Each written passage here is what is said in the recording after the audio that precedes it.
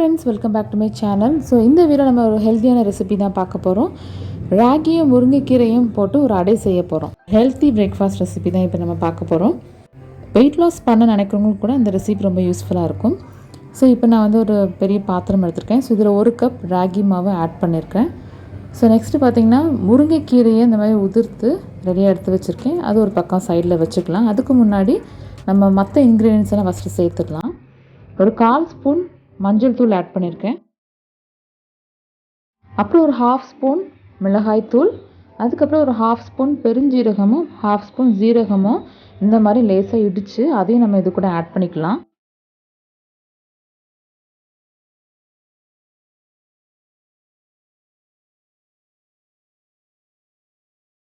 அப்புறம் இது கூட நம்ம கொஞ்சம் கருவேப்பிலையை சேர்த்துக்கலாம். அதுக்கப்புறம் இந்த அடைக்கு தேவையான அளவு உப்பு நம்ம சேர்த்துக்கலாம். இது கூட கொஞ்சம் பெருங்காயத்தூளும் ஆட் பண்ணிக்கிறோம். அப்புறம் பார்த்திங்கன்னா இஞ்சி பூண்டு ஆட் பண்ண போகிறோம். ஸோ இஞ்சி வந்து ஒரு சின்ன துண்டு இஞ்சி எடுத்துருக்கேன். ஒரு 4 பல் பூண்டு எடுத்துருக்கேன். ஸோ இந்த ரெண்டையும் சேர்த்து நல்லா அந்த மாதிரி நச்சுட்டு இது கூட சேர்த்துக்கலாம். இப்போ நம்ம இது கூட நம்மளோட மெயின் இன்க்ரீடியண்ட்டான முருங்கை இலையை நம்ம இது கூட சேர்த்துக்கிறோம். முருங்கை இலை கூட கொஞ்சம் மல்லி இலையும் சேர்த்துக்கலாம். கூட ஒரு பச்சை மிளகாவையும் சின்னதாக வெட்டி அதையும் சேர்த்துக்கோங்க. நல்லா வாசமாக இருக்கும். ஸோ இதெல்லாம் சேர்த்து இந்த மாதிரி கலந்து விட்டுக்கோங்க. ஸோ இது கூட நம்ம இப்போ சின்ன வெங்காயமாக சின்னதாக சாப் பண்ணி அதையும் நம்ம இது கூட ஆட் பண்ணிக்கிறோம். இப்போ இதில் வந்து கொஞ்சமாக தண்ணி விட்டுட்டு நல்லா பிசைஞ்சு எடுத்து வச்சுக்கலாம். ஸோ தண்ணி வந்து லேசாக அப்படி தெளித்து தான் நம்ம மாவு பிசைஞ்சு இந்த மாதிரி ஒரு பதத்துக்கு நம்ம ரெடியாக எடுத்து வச்சுக்கலாம். இப்போ நான் ஒரு தோசைக்கல் எடுத்திருக்கேன். ஸோ தோசைக்கல்லை நல்லெண்ணெய் தான் ஊற்றிருக்கேன். ஸோ நல்லெண்ணெய் ஊற்றி பண்ணுங்க, தான் நல்லாயிருக்கும் இந்த அடைக்கு.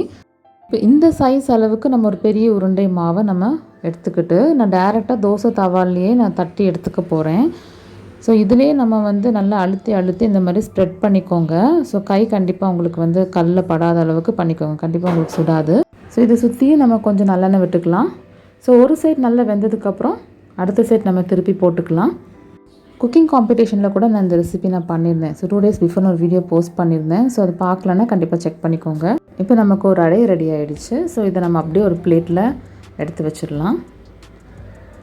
இப்போ நெக்ஸ்ட்டு அதே மாதிரி ஒரு பெரிய உருண்டை எடுத்துருக்குறேன். ஸோ இதையும் நான் டைரெக்டாக தோசை தவாலே போட்டு இந்த மாதிரி தட்டி இந்த மாதிரி பெருசாக ஸ்ப்ரெட் பண்ணிக்கலாம்.